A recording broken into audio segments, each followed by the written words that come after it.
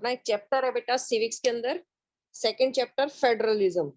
जैसे अभी हम लोगों ने लास्ट चैप्टर देखा था पावर शेयरिंग, ऐसे अपना फेडरलिज्म भी है। फेडरलिज्म क्या है? आपका गवर्नमेंट का स्ट्रक्चर है बच्चे। उसमें तो आपने क्या किया था, गवर्नमेंट ने अपनी पावर डिवाइड करती थी, डिफरेंट डिफरेंट लेवल पे की थी, ऑर्गन्स में की थी, फिर पॉलिटिकल पार्टी में की थी। उसने पावर को शेयर करना सिखाया था आपको। यहाँ क्या है, यहाँ गवर्नमेंट के ही स्ट्रक्चर की हम बात करते हैं। फेडरलिज्म क्या होगा कि आपका गवर्नमेंट 2 और मोर लेवल की गवर्नमेंट जिस भी कंट्री में होती है उसको हम बोलते हैं फेडरल गवर्नमेंट। मिनिमम 2 लेवल की और मोर लेवल की 2-3 लेवल की गवर्नमेंट हो सकती है। जैसे हम लोगों ने बेल्जियम का एग्जांपल लिया था।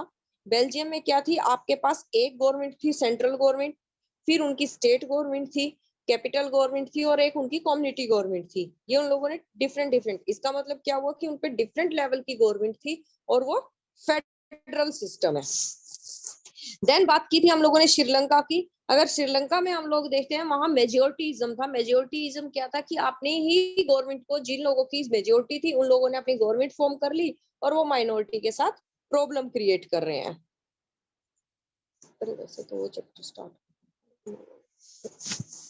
अब बात करते हैं कि फेडरलिज्म वर्ड क्या है। फेडरलिज्म वर्ड है आपका लैटिन वर्ड फिडस, जो जिसका मतलब होता है ट्रीटी या एग्रीमेंट। पहली बात, फेडरलिज्म क्या है? आपका लैटिन वर्ड है। लैटिन वर्ड क्या है? फिडस है, जिसका मतलब है ट्रीटी या कोई एग्रीमेंट। फर्स्ट आपका फीचर यहीं से आपको पता चल जाता है किसका, फेडरलिज्म का। जितनी भी फेडरल कंट्री होगा उनके पास एक रिटन एग्रीमेंट यानी आपका रूल्स एंड रेगुलेशन का एक रिटन कंसेप्ट आप लोगों के पास होगा। तो फेडरल कंट्रीज के पास रिटन कॉन्स्टिट्यूशन होगा, पहली बात। दूसरे नंबर पे हम फेडरलिज्म के बारे में एक्सप्लेन कैसे करना है फेडरलिज्म को। It is a treaty of government in which power is divided between the central and various constituent unit of the country. सबसे पहली बात, फेडरल सिस्टम गवर्नमेंट का एक ऐसा सिस्टम है, एक इस तरीके का पैटर्न है जिसमें आपके पास डिफरेंट डिफरेंट लेवल की, ऑर्गन्स की बात नहीं कर रहे, वो लेवल की बात कर रहे हैं। कैसे? अपने पास सेंट्रल गवर्नमेंट होगी, सेंट्रल गवर्नमेंट के साथ साथ क्या होगी, अपने पास स्टेट गवर्नमेंट है।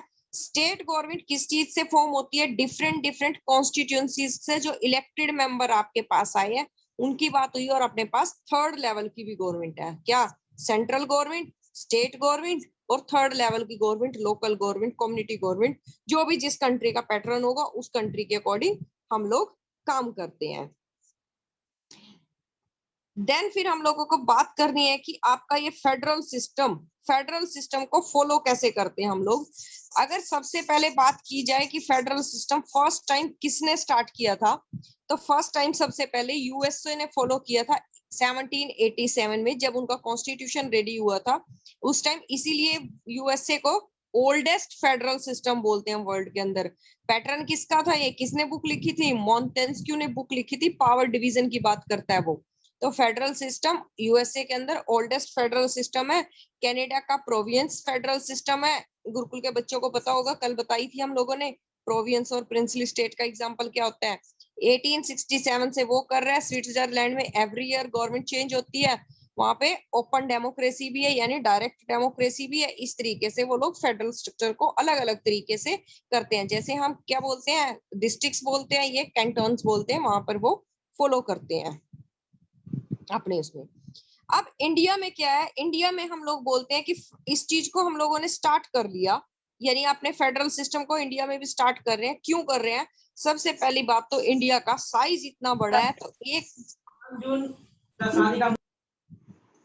म्यूट कर देते हैं।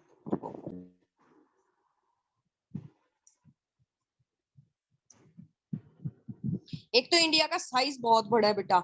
अगर दिल्ली के अंदर सेंट्रल गवर्नमेंट बैठेगी तो वो पूरी कंट्री को कंट्रोल नहीं कर पाएगी अगर उसके पास डिफरेंट लेवल की गवर्नमेंट नहीं होगी।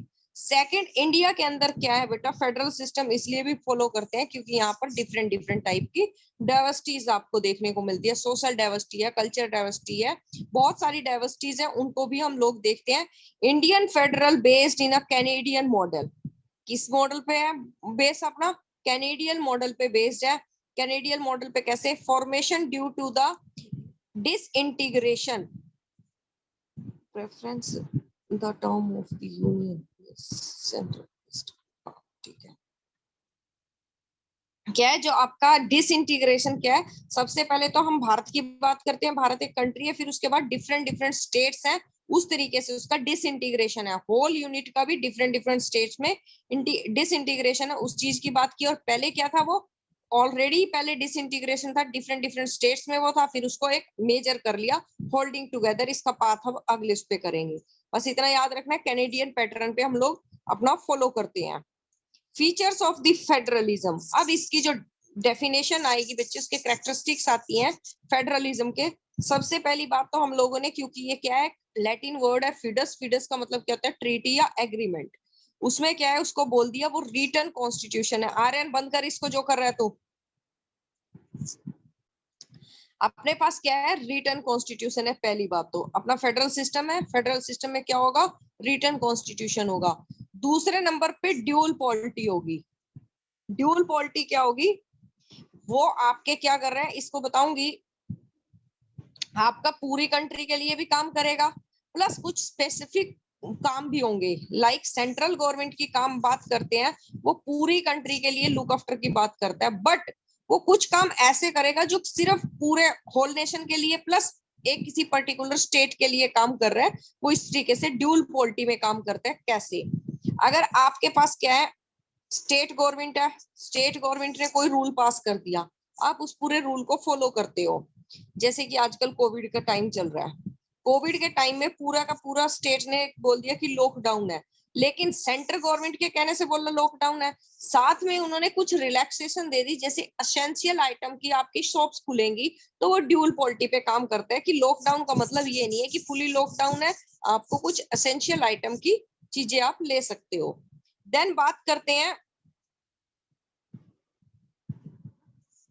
प्लस इसको दूसरे तरीके से कैसे बोलते हैं कि कुछ काम तो क्या है आपकी स्टेट गवर्नमेंट रूल पास कर देती है, कुछ काम पे सिर्फ आपकी सेंट्रल गवर्नमेंट करेगी।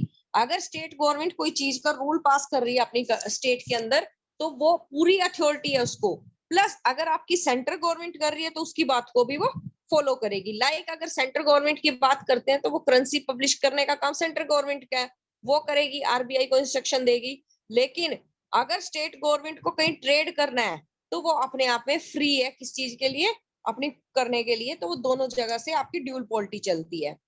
देयर आर टू और मोर लेवल गवर्नमेंट, फेडरलिज्म का दूसरी कैरेक्टरिस्टिक्स, मेन कैरेक्टरिस्टिक क्या होगी आपकी, उसके पास ड्यूल सॉरी उसके पास क्या होंगे, दो और दो से ज्यादा लेवल की गवर्नमेंट होगी, ये कंपलसरी है फेडरल स्ट्रक्चर। आप उसी चीज को बोलोगे जिस कंट्री में दो या दो से ज्यादा का गवर्नमेंट सिस्टम होगा। देन इन सब के बावजूद अपना जो सुप्रीमेसी ऑफ कॉन्स्टिट्यूशन होगा, कॉन्स्टिट्यूशन के अकॉर्डिंग इस दोनों गवर्नमेंट काम करेगी, चाहे वो सेंटर है, स्टेट है, थर्ड टीयर की गवर्नमेंट है।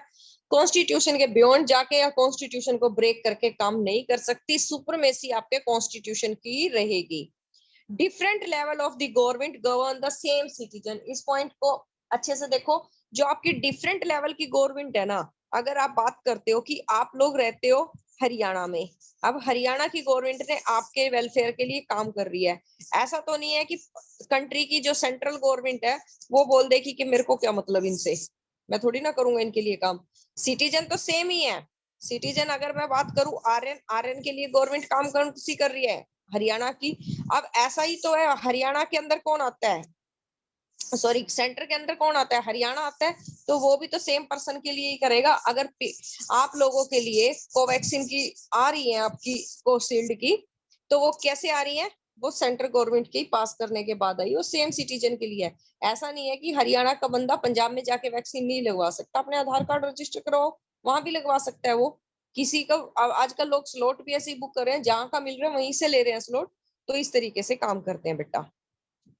देन बात करते हैं जुडिक्शन of the level of government is specific in the constitution, वो बोलते हैं कि डिफरेंट डिफरेंट लेवल की जो गवर्नमेंट है ना, उनका जुडिक्शन सिस्टम भी क्या है, वो डिफरेंट डिफरेंट लेवल का, और वो स्पेसिफाई आपके कॉन्स्टिट्यूशन में, जैसे कैसे डिस्ट्रिक्ट कोर्ट है, हाई कोर्ट है, सुप्रीम कोर्ट है, तो वो उनका जुडिक्शन लेवल, उनका अपना फैसला लेने का तरीका या उनका अपना निर्णय लेने का तरीका, सब कुछ अपने बेस में है। Change in the constitution can be make by the consent of each level, अगर आपको अपने कॉन्स्टिट्यूशन में कोई भी चेंज करना है किसी भी टाइप का, तो आपकी सेंट्रल गवर्नमेंट, स्टेट गवर्नमेंट, हर किसी से बात करके तब उसको चेंज करेगी हर लेवल की गवर्नमेंट से। ऐसा तो नहीं है पंचायतों से बात करेगी वो, लेकिन वो क्या कर रही है, स्टेट गवर्नमेंट से बात कर लेगी और आपकी खुद से अपने मेंबर ऑफ पार्लियामेंट से बात करके उसको चेंज कर सकती है। तो ऐसा किसमें है कि वो कॉन्स्टिट्यूशन में कोई भी चेंज करना है, अमेंडमेंट करना है, तो वो दोनों लेवल की गवर्नमेंट मिलके करेंगी। फिर बात करते हैं सोर्स ऑफ रेवेन्यू, यानी इनकम के सोर्स भी आपके कॉन्स्टिट्यूशन में क्लियरली मेंशन है। किसके लिए? आपके गवर्नमेंट सिस्टम के लिए।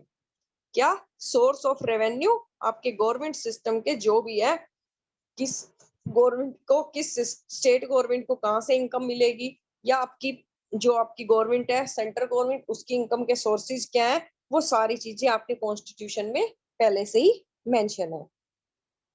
इंडिपेंडेंट जुडिशरी, अपनी जुडिशरी जो है वो किसी भी स्टेट गवर्नमेंट की, सेंट्रल गवर्नमेंट की बात नहीं सुनेगी। वो कैसी है? इंडिपेंडेंट जुडिशरी है। Courts have the power to interrupt the power of each level of government. Court के पास क्या है? पावर है इंटरप्ट करने की एक दूसरे लेवल के साथ। ठीक है, कैसे? Court have the power to interrupt the power of each level government. अगर स्टेट गवर्नमेंट कुछ भी गलत कर रही है, किसी ने स्टेट गवर्नमेंट के अगेंस्ट प्ली ले ली, तो आपकी जो स्टेट कोर्ट है उसमें इंटरप्ट कर सकती है, उसको रोक सकती है, गलत बोल सकती है कि आपने गलत डिसीजन लिया है। वो अलग बात है, योगी उनकी बात नहीं सुनेगा, योगी अपनी मर्जी चला लेगा। An ideal federal system has aspect mutual trust and agreement to live together। दो एस्पेक्ट पे काम करता है आपका फेडरल सिस्टम, बढ़िया वाला फेडरल सिस्टम है। एक तो म्यूचुअल ट्रस्ट। म्यूचुअल ट्रस्ट कैसा? कि अगर गवर्नमेंट उसके लिए डिसीजन ले रही है तो उसको पता है कि वो ठीक डिसीजन होगा। दूसरा, उन लोगों को चाहे कुछ भी सिचुएशन हो जाए कंट्री में, एक दूसरे के साथ रहना है, प्यार से रहना है, ये सारी चीजें बात करते हैं। अब बात करनी है इसके बाद अपने पास फेडरल सिस्टम को इस्टेब्लिश कैसे किया जाता है, रूट कैसे फॉलो करता है फेडरल सिस्टम को, फेडरल कंट्री कैसे बोलेंगे। तो आप दो पाथ पे काम करते हो बेटा, एक कमिंग टुगेदर, एक होल्डिंग टुगेदर। कमिंग टुगेदर क्या होता है? जब सारी स्टेट, इंडिपेंडेंट स्टेट खुद से बोलती हैं कि हम लोग सब मिलके काम करेंगे और एक बिगर यूनिट बना लेते हैं। सिंपल सा एग्जांपल है, दो तीन परिवार है, दो तीन परिवार एक साथ मिलके सोचते हैं कि हम अपनी बड़े परिवार के साथ रहेंगे, ज्वाइंट रहेंगे, एक चूल्हे पे खाना बनेगा और अच्छे से हम लोगों की प्रोग्रेस होगी। दूसरी एक फैमिली है, उनको जबरदस्ती कोई पढ़ी लिखे से लोग हैं, वो बोलते हैं नहीं हम न्यूक्लियर फैमिली में रहेंगे, लेकिन बड़े बुजुर्ग प्यार के उनको प्यार से लालच दे के साथ में ज्वाइंट फैमिली में रखते हैं ताकि उसके बेनिफिट्स उन लोगों को मिले। Coming together and holding together. अब देखो इसको कमिंग टुगेदर के, इसका थोड़ा सा ये बताया कि ये सारी देखो स्टेट गवर्नमेंट है, सेंट्रल गवर्नमेंट है, ये सब खुद आ गई है सेंट्रल गवर्नमेंट के पास कि हम सब लोग मिलके काम करेंगे, इस तरीके से इसको एक्सप्लेन किया है। अब यहाँ देखो, independent states come together on their own to form a bigger unit. आपकी सारी इंडिपेंडेंट स्टेट, हरियाणा, पंजाब, उत्तर प्रदेश, सब अगर खुद से आते हैं, कैसे? बिगर यूनिट फॉर्म करने की। पूरे सारी कंट्री की 28 स्टेट्स हैं और हम लोग 8 यूनियन टेरिटरीज है, सब मिलके काम करेंगे। इस तरीके से अगर वो खुद से आती हैं अपनी कंट्री को ग्रो करवाने के लिए, तब तो बोल दिया आपने कमिंग टुगेदर। अगर उनको पकड़ पकड़ के लेके आना पड़ता है, तब वो होगी आपकी holding together. India holding together है, बताऊंगी क्यों। बाय द फीलिंग, लेकिन वो कमिंग टुगेदर में भी क्या बोलते हैं? By the feeling of sovereignty and retaining the identity they can increase their security. क्या चाहिए उनको? उनको फुल इंडिपेंडेंसी चाहिए। किस चीज की? अपनी आइडेंटिटी की। उनकी आइडेंटिटी को कोई भी ये ना बोले कि सिर्फ जो भी है उनको आइडेंटिफाई इसी तरीके से किया जाए। अगर यूएस इसका एग्जाम्पल है तो ये यूएस ही है और कुछ नहीं है। उनकी खुद की आइडेंटिटी भी होनी चाहिए, जैसे न्यूयॉर्क की खुद की आइडेंटिटी है, वाशिंगटन की खुद की आइडेंटिटी है, मिशिगन की खुद की आइडेंटिटी है। तो वो क्या बोलते हैं? अपनी खुद की आइडेंटिटी प्लस सॉवर्जिनिटी और बाउंड्री। जो उनकी बाउंड्री है, उनकी स्टेट की बाउंड्री है, उस बाउंड्री की भी खुद की क्या है? फुल डिसीजन लेने की उनको परमिशन होती है। दे कैन इंक्रीज देयर सिक्योरिटी, और वो अपनी, जैसे उनको लगता है कि हम लोगों को अपनी सिक्योरिटी इंक्रीज करने की नीड है या अपनी सिक्योरिटी के लिए काम करने की नीड है, वो अपने फ्री होते हैं अपने स्टेट में करने के लिए। State usually have equal power, one strong in the federation and one strong in the federation. क्या उन सबके पास क्या है? इक्वल पावर होगी और कोई भी एक दूसरे से ज्यादा पावरफुल अपने आप को शो नहीं करेगा, क्योंकि सब क्या है, एक यूनिट के पार्ट है। यूएसए, स्विट्जरलैंड, ऑस्ट्रेलिया, क्या है, यूएसए, स्विट्जरलैंड, ऑस्ट्रेलिया सब कमिंग टुगेदर है। जैसे एक फैमिली है यार, फैमिली में सारे लोग इकट्ठे रहते हैं, उस फैमिली के जितने भी मेंबर होते हैं सबकी अपनी अपनी आइडेंटिटी है। ये चीज क्या बोलती है, उसकी दिखाते हैं कि उनकी खुद की आइडेंटिटी को कोई भी हाइड नहीं करता। होल्डिंग टुगेदर, होल्डिंग टुगेदर में large country decide to divide its power between the constitutional states and the national government. यहाँ क्या कर रहे हैं, होल्डिंग टुगेदर में जो आपकी इंडिपेंडेंट स्टेट्स हैं, इंडिपेंडेंट गवर्नमेंट है, वो अपनी पावर्स को डिवाइड करती हैं, किसमें, डिफरेंट डिफरेंट कॉन्स्टिट्यूशनल स्टेट्स में और नेशनल गवर्नमेंट में, इस तरीके से डिवाइड कर लिया। इसका मतलब क्या था होल्डिंग टुगेदर का, जिस टाइम 1947 के अंदर इंडिया को इंडिपेंडेंस मिली थी, और इंडिपेंडेंस के बाद आपकी जो प्रिंसली स्टेट थी, जिन लोगों पे राजा लोग राज करते थे, वो दोबारा से अपना हिस्सा मांगने के लिए आ गए। कि अगर अवध का राजा था वो बोलता है मेरे को चाहिए, दिल्ली का था वो कहता है मेरे को अपनी चाहिए, इस तरीके से सब अपनी अपनी स्टेट, लेकिन उनको समझाया गया। वल्लभ भाई पटेल ने काम किया, ये सरदार वल्लभ भाई पटेल ने बताया कि अगर हम लोग अभी अपना दोबारा से अकेले हो जाएंगे तो क्या होगा, फिर से कोई और आउटसाइडर आएगा और हम लोगों को कैप्चर कर लेगा। तो ठीक है, सबने एग्री किया कि हम लोग खुद से आपके साथ आते हैं, होल्डिंग टुगेदर, उनको बैठ के मीटिंग हुई, तो इंडिपेंडेंट स्टेट काम कर रही है।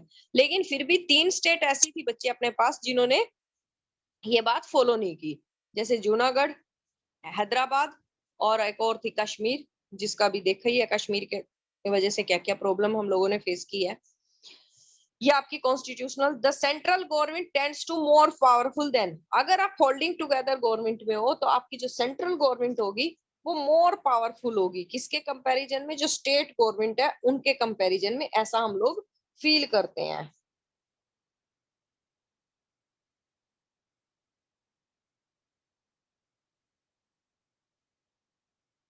देन बात करनी है किसकी, एक और क्या है ये आपका constitutional, constitute unit have the unequal power, some unequal power, some units are granted, okay। आप वो बोलते हैं ठीक है होल्डिंग टुगेदर हो गया, लेकिन उसमें क्या होती है, कुछ एक स्टेट्स को आप क्या कर देते हो, स्पेशल पावर भी दे देते हो।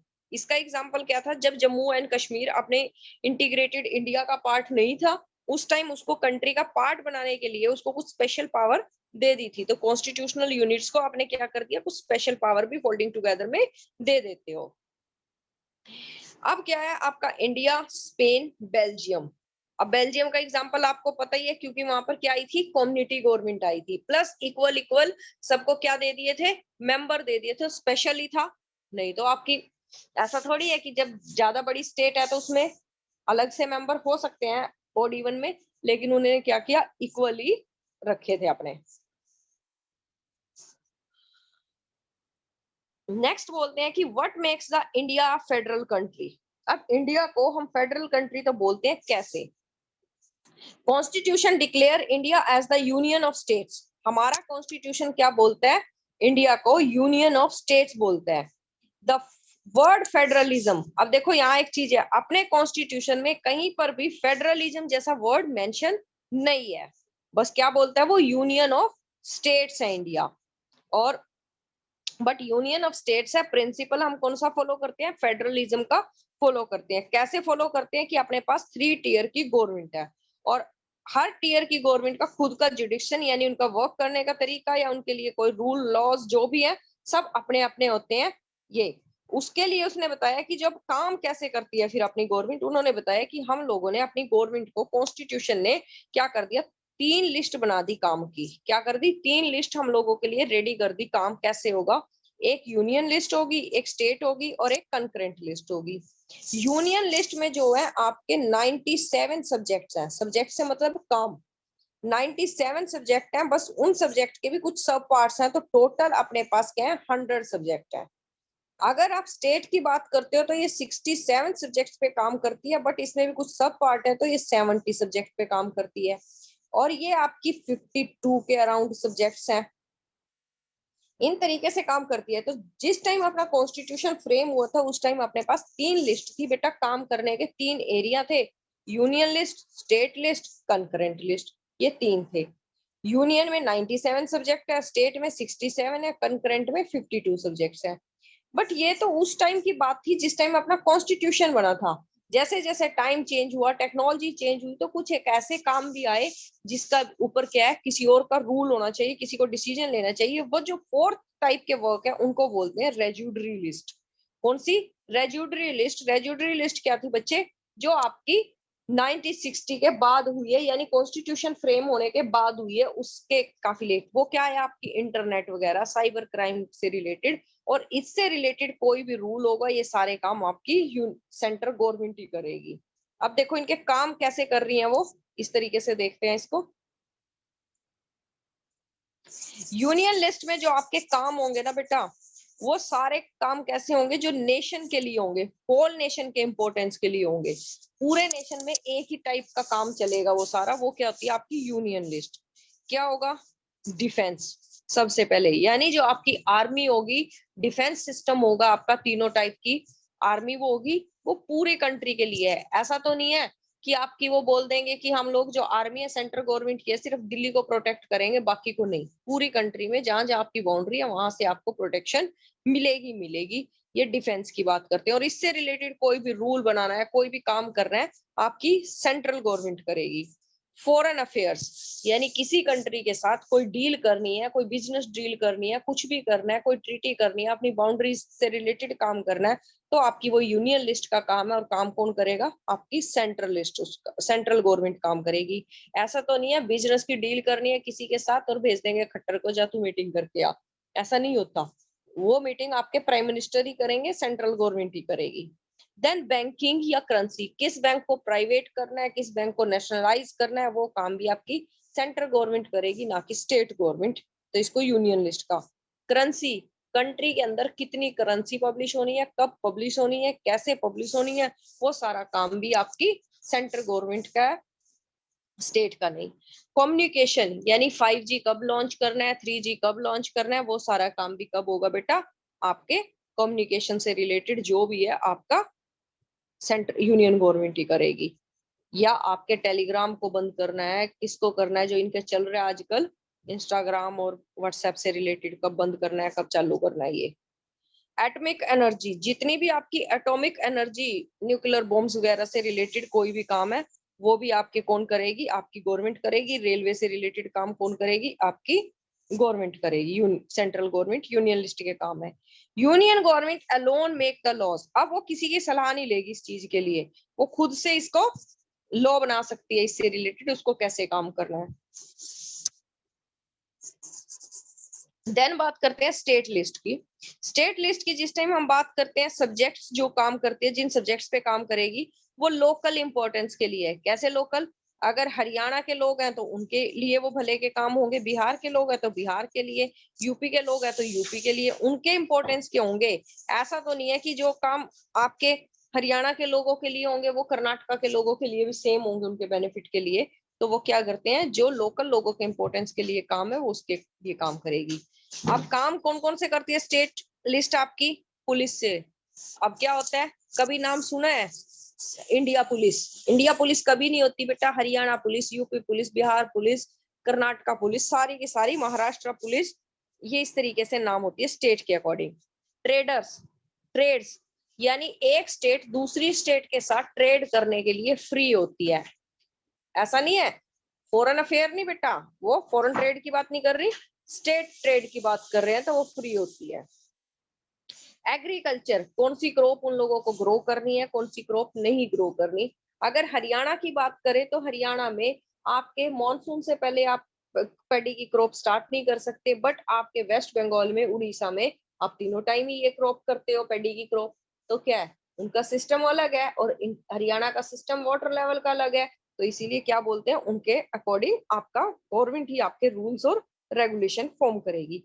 इरिगेशन, कैनल सिस्टम होगा नहीं होगा, वो सारे डिसीजन कौन लेगी? आपकी स्टेट गवर्नमेंट लेगी।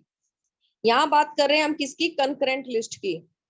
कंकरेंट लिस्ट में बात करनी है आपकी, कंकरेंट लिस्ट में include the subject common interest of the both level union and state. कैसे? इसमें जो काम है एजुकेशन, यानी हम लोगों को पता है 6 to 14 ईयर की कंपलसरी एजुकेशन सिस्टम है अपनी कंट्री में। तो वो ऐसा नहीं है कि हरियाणा उसको नहीं इम्प्लीमेंट करेगा या आपका पंजाब उसको इम्प्लीमेंट नहीं करेगा, वो सबके लिए सेम ही है। ठीक है बेटा, वो सबके लिए सेम ही है, तो सेम तरीके से आपको काम करना पड़ेगा। तो आपकी कौन करेगी, दोनों ही अपने अपने तरीके से उसके ऊपर रूल्स बना सकती हैं, लेकिन अगर दोनों में कोई कंफ्लिक्ट होगा तो वो क्या करेंगे, अपना सेंट्रल गवर्नमेंट ही उसके ऊपर रूल बनाएगी। दोनों बना सकती हैं, लेकिन अगर कोई भी कंफ्लिक्ट होता है फिर आपकी सेंट्रल गवर्नमेंट ही बनाएगी। ट्रेड के लिए, मैरिजेस के लिए, तो ये आपकी एडॉप्टेशन के मैरिजेस का क्या है कि आपकी 18 इयर्स लड़की की एज है और 21 लड़के की, कोई स्टेट अपनी मर्जी से उसको चेंज नहीं कर सकती, दोनों की सहमति से ही वो बनी है और पूरी कंट्री के लिए।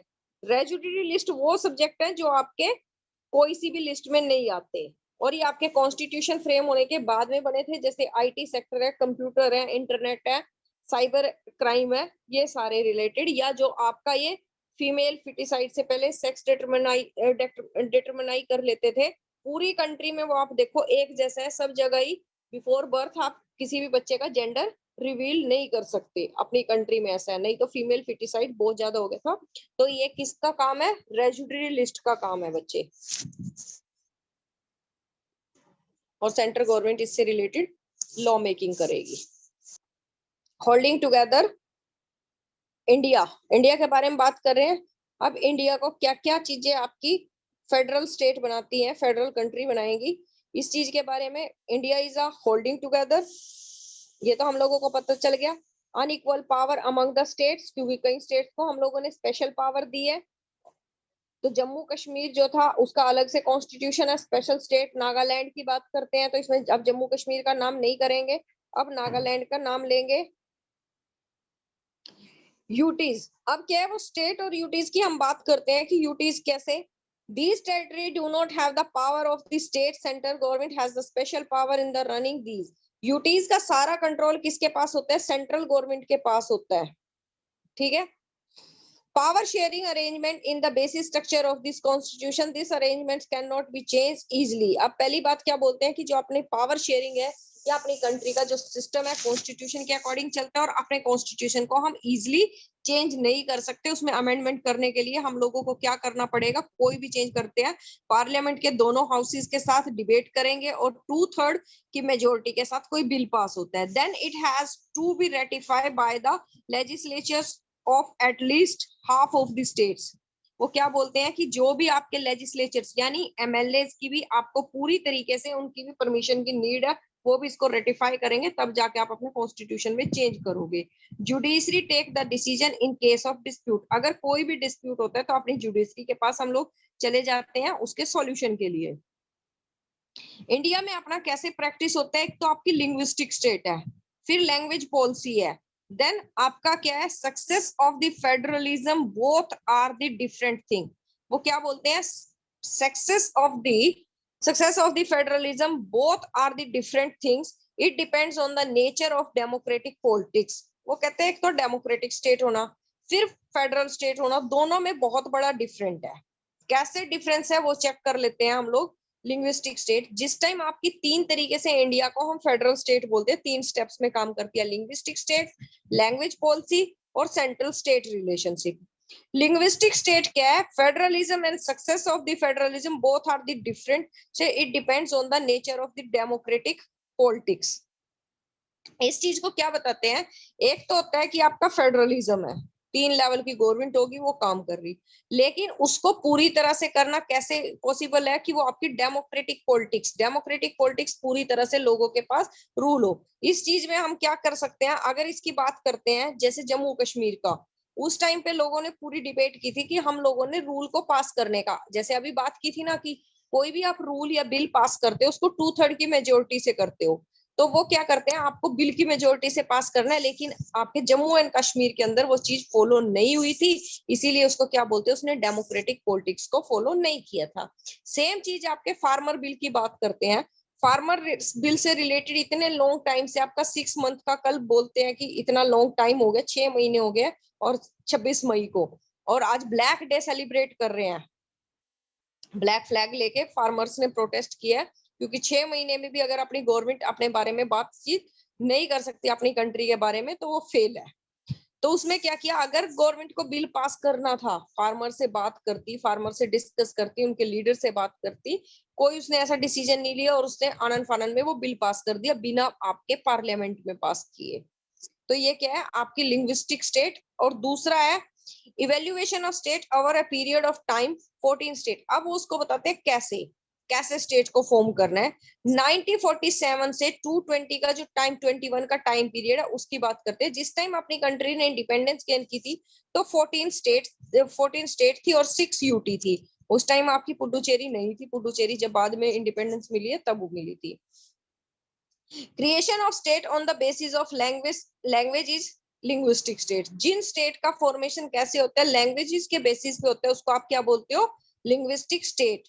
कैसे, people speak same language live in a same state, वो आपकी लिंग्विस्टिक।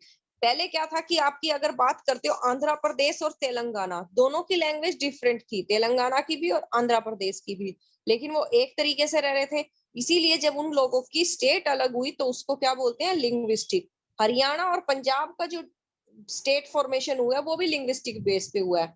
आप बात करते हो वेस्टर्न पंजाब की, वेस्टर्न हरियाणा और पंजाब जब ज्वाइंट था, वेस्टर्न पंजाब की बात करते हैं, उसको पंजाबी बोलते थे तो पंजाबी थी। ईस्टर्न की लैंग्वेज हिंदी थी या हरियाणवी थी, तो ये दोनों स्टेट भी लिंग्विस्टिक बेस पे अलग हुए हैं।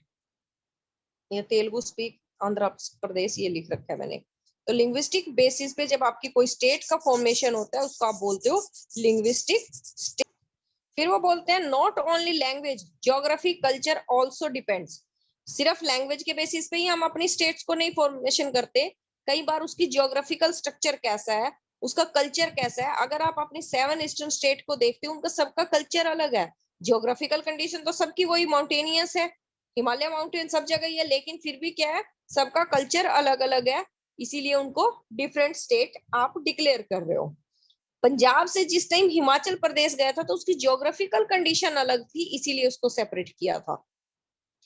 स्टार्टिंग में अपने जितने भी पॉलिटिकल लीडर थे वो इस चीज से फियर थे, डर था उनके अंदर, हम जो इन चीजों को इन बेसिस पे फॉर्मेशन करेंगे तो क्या होगा, कंट्री का डिसइंटीग्रेशन हो जाएगा।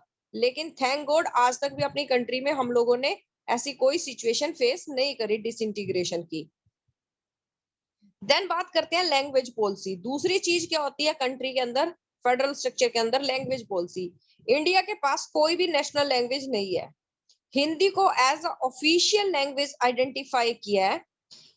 और हिंदी के अलावा अपने पास क्या है, 21 अदर लैंग्वेजेस हैं जिनको आपकी स्केजुअल लैंग्वेजेस में रखा है, शेड्यूल बोलते हैं, वैसे इसको सही प्रोनाउंसिएशन आजकल स्केजुअल बोलना स्टार्ट कर दिया, हम लोग इसको शेड्यूल ही बोलते हैं। शेड्यूल लैंग्वेजेस है आपका, इसको रिकॉग्नाइज किया, टोटल 22 लैंग्वेजेस अपने पास है।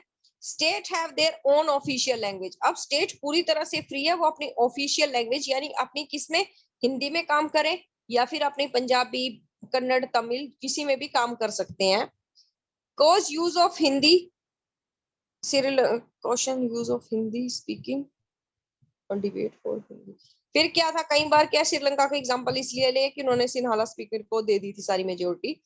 इस चीज पे भी कई बार डिबेट होता है कि इंग्लिश को ऑफिशियल लैंग्वेज कर दो, हिंदी को नेशनल लैंग्वेज कर दो, लेकिन उस चीज के ऊपर डिबेट ही चलता है, क्योंकि आफ्टर इंडिपेंडेंस आपकी इंग्लिश को क्या रखा था, एक ऑफिस के काम के लिए रखा था, लेकिन वो इतनी पक्की है अभी तक वही डे सेलिब्रेट करते हैं, हिंदी डे सेलिब्रेट किया।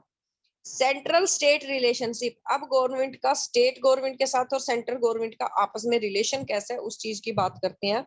Power sharing arrangement work on how the ruling party and leaders follow these arrangement. One party dominancy क्या है अपनी कंट्री के अंदर, कहीं पर भी वन पार्टी की डोमिनेंसी नहीं होती। अगर ऐसा होगा तो वो क्या करेगी, अपनी फेडरलिज्म को या को नेग्लेक्ट करेगी। ठीक है, दूसरे नंबर पे the party ruled at the centre undermine the state party. हो सकता है कि जो अपनी पॉलिटिकल पार्टी सेंटर में कोई और हो, स्टेट में कोई और हो। जैसे अभी बड़ी जल्दी एग्जांपल दिख गया हम लोगों को किसका, पहले पंजाब में था, अब इधर कहाँ मिला है, बंगाल में भी मिला है, बंगाल में कोई और है। तो इसका मतलब ये नहीं है कि वो वहां के लिए काम नहीं करेगी आपकी सेंट्रल गवर्नमेंट, उसको काम करना पड़ेगा। क्यों, क्योंकि हम लोग फेडरल स्ट्रक्चर के अंदर है। फिर बात करते हैं रीजनल पार्टीज। फिर अगर बात देखी जाए कि तो कंट्री के अंदर तो बहुत सारी रीजनल पार्टी भी है, अगर उस चीज को आप नेग्लेक्ट करोगे सेंट्रल गवर्नमेंट को, तो रीजनल पार्टी तो हमेशा ही जीतती आई है अपने कंट्री के अंदर, सब जगह ही था वो। फिर इसका रिजल्ट क्या होता है अपनी कंट्री में, कोलिएशन की गवर्नमेंट, यानी डिफरेंट डिफरेंट पॉलिटिकल पार्टी मिलके भी अपनी कंट्री के लिए रूल्स बना सकती हैं, कोई लॉज फ्रेम कर सकती हैं। New culture of power sharing, change on the power of central government, autonomy of the state. New culture of power sharing, check on the power of central government. अब इसका क्या है कि आपकी जो कोलिएशन की गवर्नमेंट बनती है या स्टेट के अंदर रीजनल गवर्नमेंट बनती है, वो आपकी पावर जो उसकी सॉरी सेंट्रल गवर्नमेंट को चेक करती है। लाइक कैसे, अगर सेंट्रल गवर्नमेंट ज्यादा एडमेंट हो जाती है, जैसे इन्होंने महाराष्ट्र में किया है, तो वो उसको बार बार क्रिटिसाइज करेगी, बार बार उसके लिए बोलेगी, मीडिया के सामने बात लेके आएगी, तो ये क्या है अपने लिए वो डिमांड रख सकती है कोलिएशन गवर्नमेंट। फिर बात करते हैं decentralization in India. When power is taken to the central government to state government is called the decentralization. जब आपकी सेंट्रल गवर्नमेंट की और स्टेट गवर्नमेंट की कुछ पावर लेके किसी और लेवल की गवर्नमेंट को दी जाती है, उसको बोलते हैं डिसेंट्रलाइजेशन। और वो डिसेंट्रलाइजेशन क्या है, आपकी पंचायती राज थर्ड टीयर की गवर्नमेंट। अब नीड क्यों थी हम लोगों को थर्ड टीयर की गवर्नमेंट की, क्योंकि लोकल इश्यूज लोकल प्रॉब्लम को थर्ड टीयर के लोग ही अच्छे से समझते हैं। Can the best settlement for the local government, वो अच्छे से अपने सारी प्रॉब्लम को सेटल डाउन कर सकते हैं, उनको अपने एरिया की प्रॉब्लम्स की, अपने एरिया को ग्रो करवाने की ज्यादा नॉलेज होती है। लेकिन वो कब इफेक्टिव हुई आपकी, जब उसको परमानेंट कर दिया। कब, 1992 के अंदर। It was made the continuously mandatory to hold the election regularly. कब हुआ, 1992 के बाद ऐसा हुआ कि ये कंटिन्यूस रहेगी, मैंडेटरी है। कब, परमानेंट इलेक्शन होना एक पर्टिकुलर टाइम के बाद। सीट्स यहाँ रिजर्व कर दी SC ST और OBC के लिए। एटलीस्ट 1-3 सीट्स आपकी पोजीशन रिजर्व है विमेन के लिए, जो आपकी थर्ड ईयर में ही रहती है, बाकी किसी जगह नहीं है। SC ST की तो है, लेकिन विमेन की तो सिर्फ थर्ड ईयर की गवर्नमेंट में ही है। An independent state election has been created, each state conduct the panchayat and municipal. उनको पूरी तरह से आपकी स्टेट को इंस्ट्रक्शन है, आपको अपने स्टेट के अंदर थर्ड ईयर की गवर्नमेंट के इलेक्शन टाइमली करवाने हैं। अब ये डिसेंट्रलाइजेशन में 2 टाइप की गवर्नमेंट होगी, रूरल गवर्नमेंट और अर्बन गवर्नमेंट। रूरल गवर्नमेंट में पंचायत राज, अर्बन में आपकी म्युनिसिपल। पंचायती राज में क्या होगी, विलेज होगा, विलेज के अंदर क्या होगा, ग्रुप ऑफ ग्राम पंचायत। ग्राम पंचायत कौन है, आपके एलिजिबल, ग्राम सभा कौन है, आपके क्या है, एलिजिबल कैंडिडेट, जो आपकी वोट करेंगे किसके लिए, सरपंच के इलेक्शन के लिए। सरपंच के इलेक्शन के लिए जी वो वोट करेंगे, फिर वो क्या करते हैं, तीसरे क्या करेंगे, अपनी पंचायत समिति बनाएंगे, पंचायत समिति से क्या करते हैं, 9th में अच्छे से करवा रखा है मैंने। म्युनिसिपल कॉर्पोरेशन में क्या होगा, म्युनिसिपल गवर्नमेंट होगी, बिग सिटीज में म्युनिसिपल कॉर्पोरेशन होता है, मेयर इनकी हेड होती है, टाउन्स में जो होती है म्युनिसिपैलिटीज होती है, हेड कौन है इनका, चेयरमैन होता है। बस भाई ये चैप्टर है आपका।